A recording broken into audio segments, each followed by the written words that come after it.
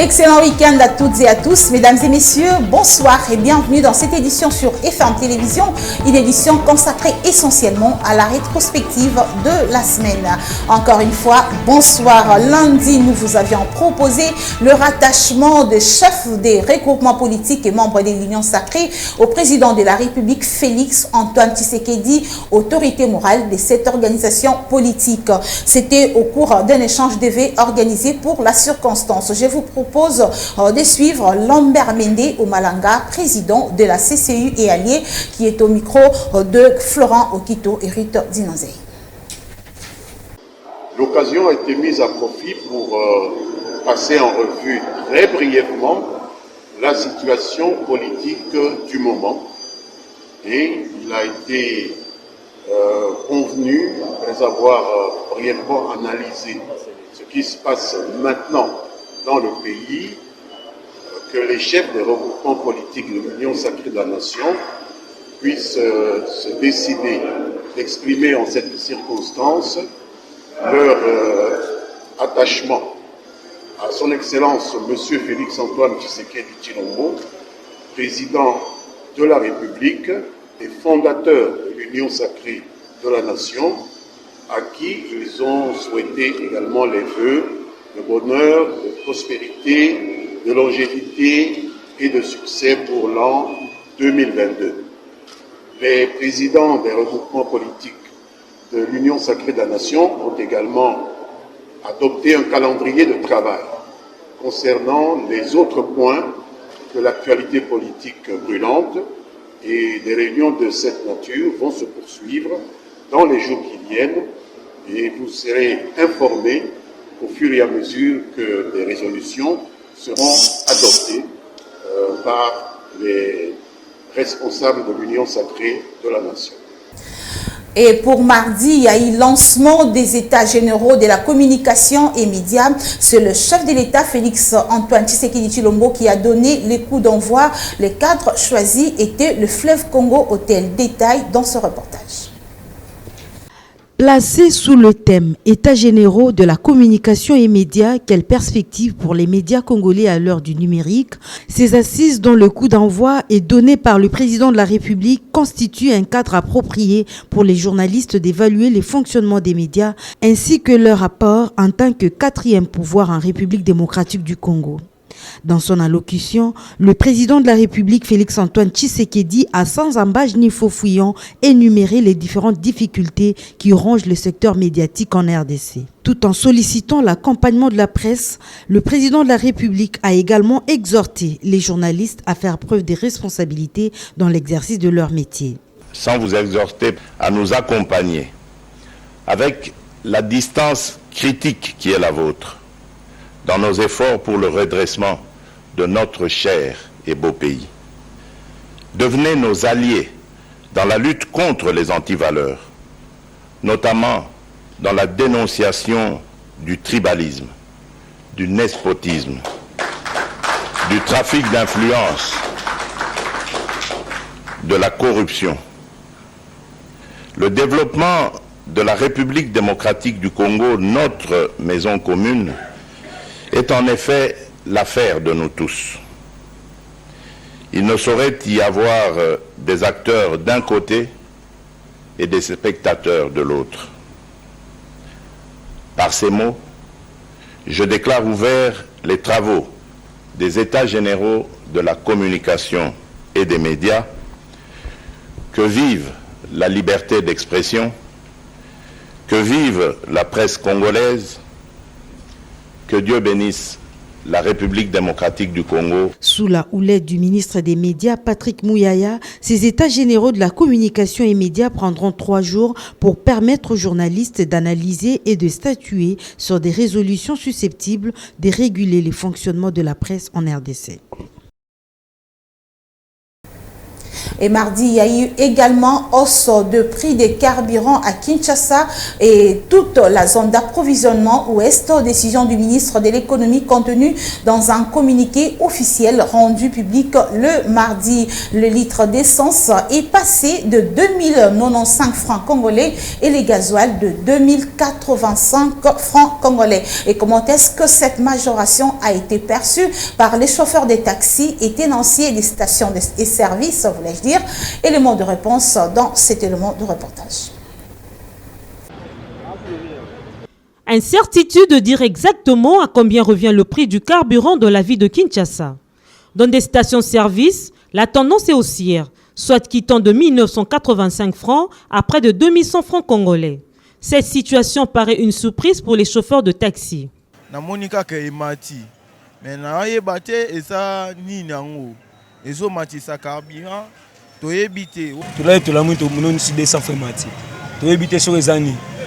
Si pour certains, le coût de cette hausse n'est pas percutant, les autres estiment que ceci pourrait avoir des conséquences fâcheuses à la longue.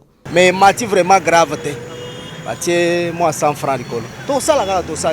Nata carburant 60 000. Parce qu'on a un moment où to comme si ko obligé faut to baksa sou mon nam l'école.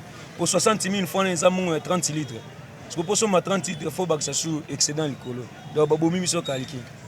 Refusant de piper mot à nos micros, un agent à une station de service de la place confie que les sociétés pétrolières enregistrent des pertes énormes depuis que l'État congolais a stoppé avec des subventions. Voilà qui pourrait expliquer cette majoration. L'on se rappelle que c'est depuis quelques semaines que cette hausse a été observée en province où les prix ont presque doublé pour les uns et triplé pour les autres. Malgré les précisions du ministre de l'économie sur le tarif, plusieurs stations en province n'ont pas fonctionné.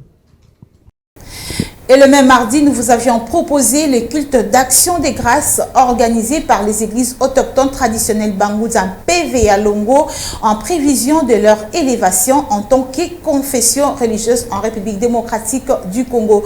Le représentant légal de cette confession religieuse a officiellement notifié la secrétaire générale de cette structure. C'était au cours d'un culte d'action des grâces organisé à l'occasion du double anniversaire de ces deux autorités de l'église. Reportage.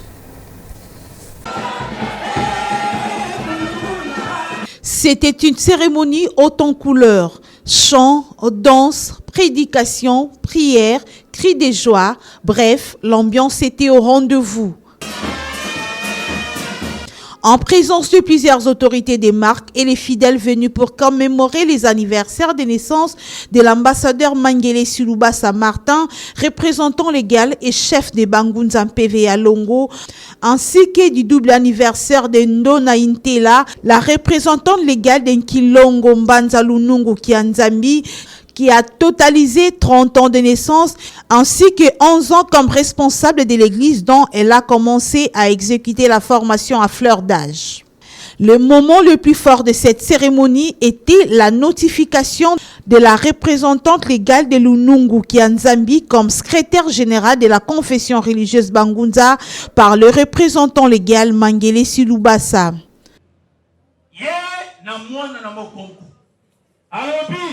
Biso tokokende me mwana oyo akoya na Kongo ya kati. Kongo ya kati ezali RDC. Funukimbango telemi. Yango bilaka oyo ekoleka te. Yose koleka. Me bilaka ya funukimbango ya malongo tokoleka soki moke. Awa tokoteki yo banda 4. Yves Mandika, bourgmestre adjoint de la commune de Bumbu, a salué l'élévation de l'église des Noirs Bangouza comme confession religieuse. La cérémonie a été sanctionnée par ces grands défilés au rythme de la fanfare de l'église.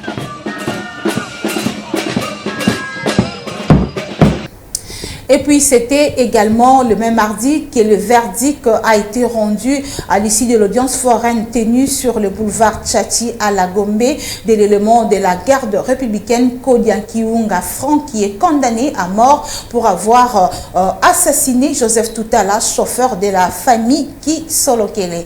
Reportage Esther Siamouni et Ruth Dinazé. Abattu les samedis 22 janvier dernier, le meurtrier de Joseph Toutala, à Kodiakiuma, élément de la garde républicaine, a été condamné à mort par la justice militaire des garnisons de Kinshasa-Gombe. Décision prise après avoir auditionné le prévenu Kodia ainsi que le témoin. Cet élément de la deuxième classe, dans sa déposition, dit s'être retrouvé dans la rue en quête d'une partenaire sexuelle pour aller se réjouir avant sa dispute avec la victime sur le boulevard Tchachi à Gombe. Il s'y est signalé que la victime était le chauffeur de Christophe Kisolokele Tousimbana, petit-fils de Simon Kimbangu et fils de Charles Kisolokele, ancien ministre et le chef spirituel de l'église kimbanguiste. Joseph Toutala laisse derrière lui une veuve et plusieurs orphelins. Notons que les forces de sécurité sont souvent accusées de plusieurs bavures, notamment avoir la gâchette facile pour causer des catastrophes. La vie humaine vaut plus que tout. Il ne serait pas humaine de la ôter pour malentendu notamment. La justice élève une nation, dit-on. La population s'attend à des sanctions proportionnelles à la hauteur des crimes à l'encontre de ses auteurs. Et la journée de mercredi, nous vous avions proposé les échanges qui ont tourné entre la délégation de l'ASBEL, les jumeaux forts du Congo, et le secrétaire général aux anciens combattants, le général-major Saint-Foros Kabwanga. Au menu de leur entretien, la planification et la faisabilité de l'opération du don gratuit des sangs aux forces armées de la République démocratique du Congo, un projet initié bien sûr par cette ASBEL. Reportage Cathy Tekwembikai et Florent Kito. Face au secrétaire général aux anciens combattants, le général-major Saint-Foros Kabwanga, cette délégation de l'ASBEL, les jumeaux forts du Congo, conduite par les jumeaux congolais Hervé et Xavier Mouyaya, est venue faire part au secrétaire général aux anciens combattants du projet d'organisation de la campagne de sensibilisation du don gratuit du sang en faveur des FARDC. Touché par le sacrifice consenti par les soldats congolais au front, l'ASBEL, les jumeaux forts du Congo, veut témoigner à travers cette opération la gratitude de la population civile congolaise envers les hommes en uniforme. Nous sommes venus voir le secrétaire général des anciens combattants, comme nous sommes en train d'organiser une activité don des sangs pour le FARDC. Et comme c'est un don qui le concerne, c'est pour cela qu'on est venu vers eux. Nous sommes très contents de voir l'accueil et puis la façon dont nous avons parlé. Notre projet, nous sommes sûrs que c'est déjà dans le bon. Madame le secrétaire général aux anciens combattants, très satisfaite de l'initiative, a promis de s'impliquer personnellement auprès de ses supérieurs pour la réussite de cette activité. Retenez que ce don de plusieurs poches de sang est une marque d'encouragement de cet ASBEL aux FARDC en général et ceux de l'Est en particulier. Éducation, dans ce journal, les assistants chefs des travaux et professeurs d'université ont décidé de prolonger leur mouvement de grève de 21 jours jusqu'à trouver gain de cause. Reportage. Les ministres de l'ESU et du budget négocient avec le corps enseignant, personnel administratif et ouvrier pour trouver la solution à la grève sèche qui dure depuis la reprise de la rentrée académique 2021-2022 qui allait débuter le 5 janvier dernier. Pour ce faire, les ministres de l'ESU et du budget prennent également part à ces discussions où les enseignants tiennent mordicus à la réalisation de la totalité de leur cahier de charges.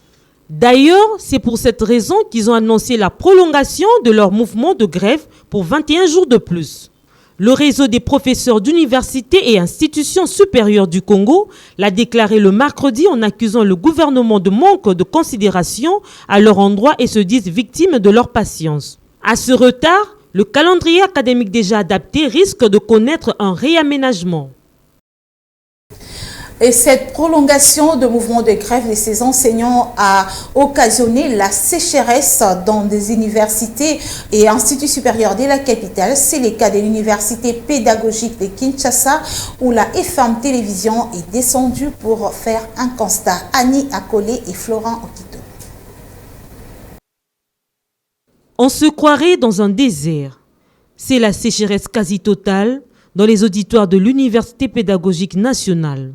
Ici, l'on peut trouver un seul étudiant. Jules Damas, c'est comme cela qu'il s'appelle. Il dit croire que les choses iront mieux dans un avenir meilleur. Non, pas vraiment risqué, parce que nos autorités ont les espoirs. Et les professeurs aussi, quand on fait leur grève là, ils ont leur droit de faire leur grève. Pourtant, ce n'est pas ce que pensent ses autres collègues qui craignent une perturbation de cette année académique déjà fragile. C'est compliqué. On est vraiment en retard. Et ça fait déjà un bout de temps qu'on est en retard par rapport à ça. Et vu la grève des enseignants, ça s'enfonce. Parce que normalement, on devrait déjà être délibéré et commencer la nouvelle année. Ça bloque vraiment les étudiants et je ne suis pas vraiment d'accord avec ça. Cette année, c'est vraiment un grand problème. Parce que vers les années 2016 et 2017, il y a eu des grèves. Beaucoup d'étudiants ont eu du mal à continuer leurs études.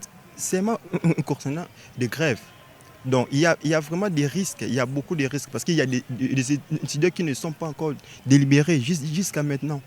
Pour eux, le gouvernement devrait d'office se pencher sur les revendications des enseignants. Que les autorités puissent aussi vraiment très rapidement dans le temps et puissent chercher à solutionner la situation par rapport aux professeurs. C'est depuis le 5 janvier dernier, date officielle de la rentrée académique, que les enseignants ont amorcé un mouvement de grève. Et pour la journée de jeudi, nous vous avions proposé une marche improvisée allant de la place échangère jusqu'au siège de l'UDPS par les forces du progrès et la Ligue de jeunes de l'UDPS qui ne jure que sur le départ sans condition de Jean-Marc Kabound. Précision dans ce reportage.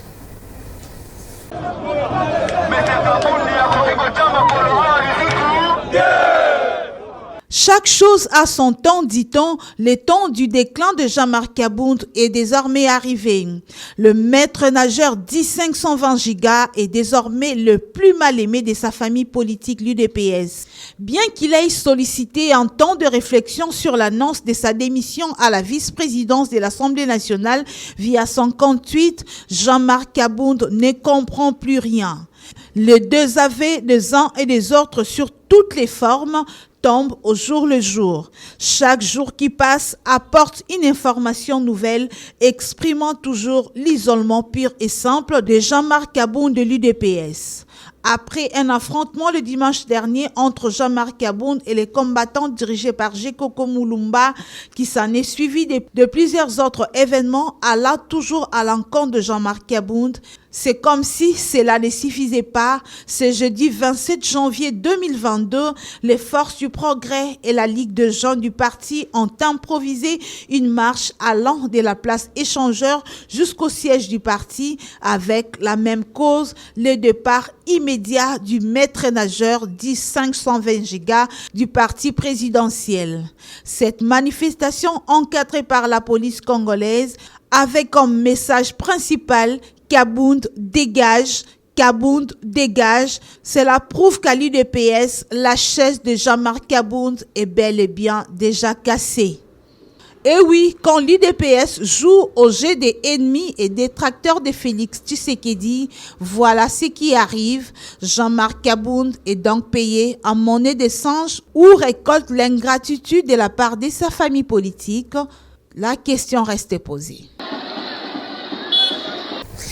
Et vendredi, une foule immense s'est dirigée au stade Matata Sport d'Ilisala dans la province de la Mongala pour suivre le meeting de Martin Fayoulou, président de l'engagement pour la citoyenneté et le développement SID. Précision avec Patrick Ngou.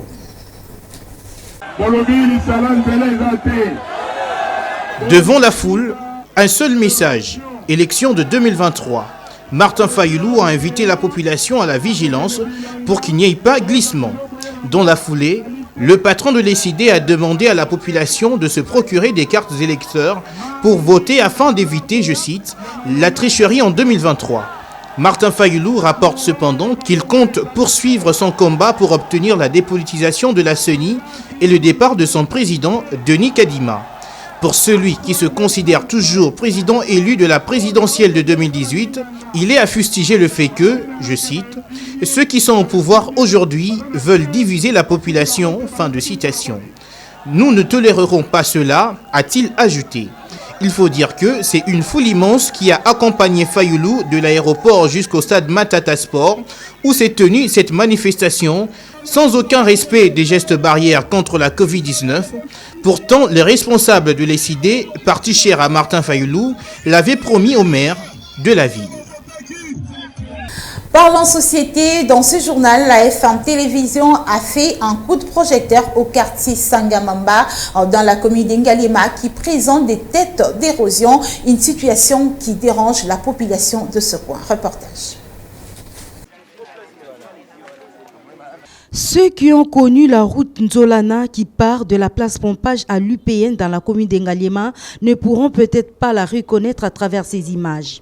Cette voie publique qui autrefois servait au trafic dans la municipalité de Ngaliema est devenue impraticable. D'une part, les eaux y stagnent et de l'autre, elle sert au dépotoir des immondices. Ironie du sort, la population de ces coins éprouve des sérieuses difficultés pour se déplacer. Nous devenons comme des malades. Un peuple congolais qui devient un malade, un être souffrant mentalement, physiquement, moralement. On est perturbé dans l'ensemble. Rien ne marche. Vous voyez. Moi, personnellement, qui vous parle ici, j'habite de ces quartiers. J'ai fait quitter 3 véhicules qui logent à 1 kilomètre. C'est un regret profond. Qu'est-ce qu'on n'a pas fait? Nous avons déclaré par toutes les voies et moyens pour qu'on fasse ce travail, mais rien n'est fait. L'urgence s'impose pour la réhabilitation de cette artère secondaire dont les travaux de réhabilitation y amorcés puis abandonnés ont causé d'énormes dégâts, mettant ainsi la population dans une situation inacceptable.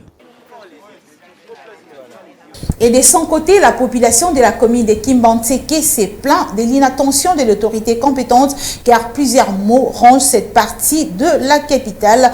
On en parle dans ce journal avec Ruth Dinonzé. Kimbantseke disparaît petit à petit de la carte de Kinshasa si l'on y prend garde. D'ici peu, cette commune sera inaccessible. Voici comment se présente l'avenue 2e République, cette grande artère de la commune de Kimbantseke.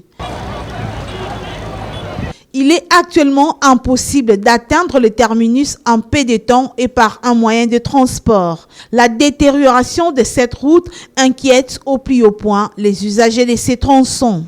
À côté de l'impraticabilité des routes s'ajoute l'insécurité criante. La population est victime des actes inhumains et arrestations arbitraires des éléments de la police, une unité dite Oudjana venue pour l'observance du couvre-feu et dont la mission est complètement détournée. Leur interpellation se transforme parfois à une répression sévère, crie la population. Nous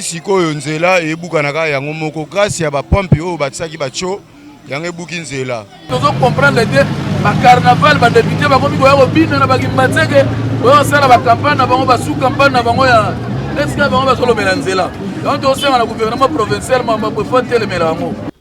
Les notables de Kimbantseke dénoncent par ailleurs les mauvais comportements des manipulateurs politiques et profiteurs qui ignorent la misère du peuple de ces coins mais saisissent l'occasion pour attirer l'attention des curieux par des banderoles pendant qu'aucun travaux n'est lancé jusque-là.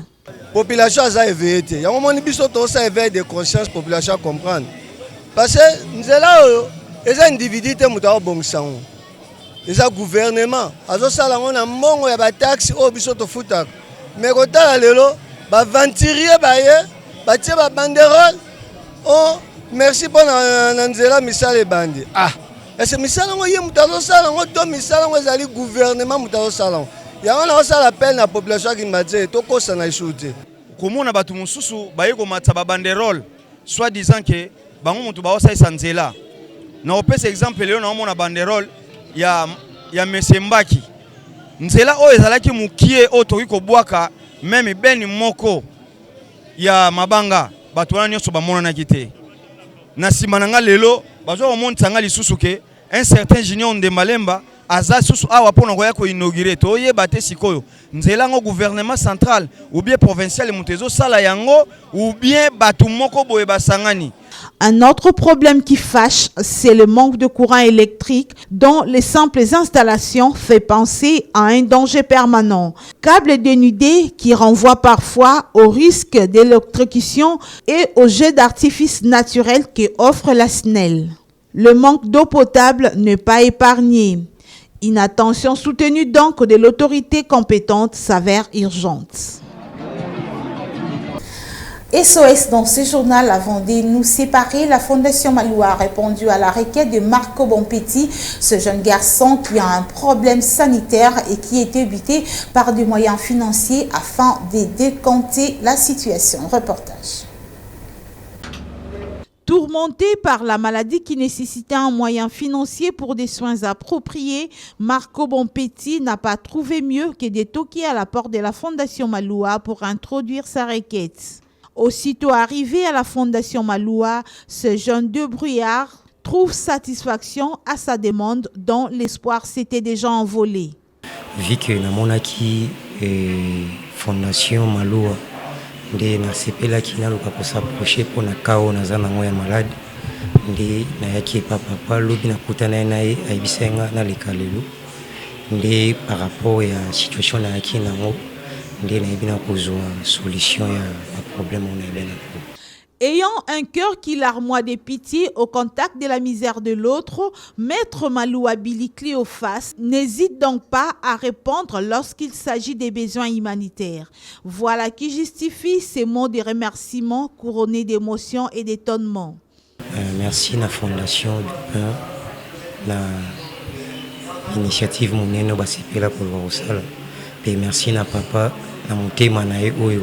Pour ça, na mingi te oye pe mamona dossier ayebina ko résoudre mais na ye monter mesimba mi nde asepelia sunanga vraiment nzambe abakisa mingi. Qui donne aux pauvres prêts à Dieu, dit-on, cet énième acte de compassion de Maître Maloua Billy Cléophas à travers la coordonnatrice de la Fondation Maloua, Cathy Tekwembikai, n'est pas à classer dans l'idée des ambitions politiques, mais plutôt un geste salvateur. Avant de nous séparer, sachez que les charrois automobiles de la Fondation Maloua est enrichi par une moto dont de l'honorable Timothée Chimanga à la Fondation Maloua. Suivez la réception de cette moto par Madame Cathy Tekwembikai, coordonnatrice de la Fondation. Il s'appelle Timothée Chimanga, c'est digne fils de la RDC, très connu en tant que mécène du football et de la musique congolaise. Ce leader sociopolitique très célèbre a résolu d'apporter une moto neuve à la Fondation Maloua. L'honorable Timothée Chimanga a remis son don à la coordonnatrice de la Fondation Maloua. J'ai écouté trop du bruit, les gens me parlent. Alors, j'étais obligé, je suis Saint Thomas, voilà. Je suis Saint Thomas, il fallait que je vienne, et ce que j'ai vu, c'est comme si je me retrouvais, je me souviens, nous avons visité Busan. Busan, c'est une province de la Corée. Avec Papa Wemba, c'était en 2012. Papa Wemba et cher ami Gomez, Vincent Gomez. Et je me suis retrouvé, nous sommes retrouvés dans une chaîne en Corée. Et c'était à Séoul. Après Busan, nous sommes allés à Séoul. Nous avons visité une chaîne de télévision et là, je me trouve comme si j'étais à Séoul, voilà. Donc, mais ce que je vois là, bravo. Bravo. J'étais obligé aussi d'apporter ma pierre, ma contribution. Elle n'est pas la première ou la dernière. Nous allons encore revenir parce que ce que nous avons vu, vous méritez d'être soutenus. Vraiment, vous méritez mon soutien matériel, financier, moral. Et vous avez mon soutien à 100%. Vous avez mon soutien à 100%. Ah, encore une fois, bravo. Satisfaite de cette moto qui vient enrichir le charroi automobile de la Fondation qui dispose des véhicules de luxe, Madame Katite Kwembikai a exprimé sa gratitude au nom de toute la Fondation. Vraiment dans la joie de recevoir cette moto qui est un don de l'honorable Chimanga à la Fondation Maloua. Il est parmi les grands leaders d'opinion de notre pays. C'est un grand mécène de la musique congolaise et du football congolais. Il a posé cet acte d'amour pour encourager les personnels de la Fondation Maloua et en particulier ceux de la FM Télévision, surtout pour faciliter le mouvement des agents.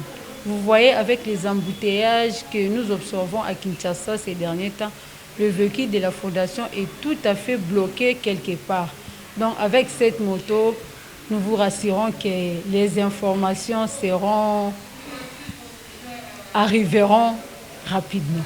Homme d'affaires et grand mécène culturel originaire du Kasaï est rare dans les médias parce qu'il choisit exclusivement des occasions appropriées visant les bien-être des autres. Et voilà, c'est par cette note que nous mettons un terme à cette édition consacrée essentiellement à la rétrospective de la semaine. Mesdames et messieurs, merci de l'avoir suivi.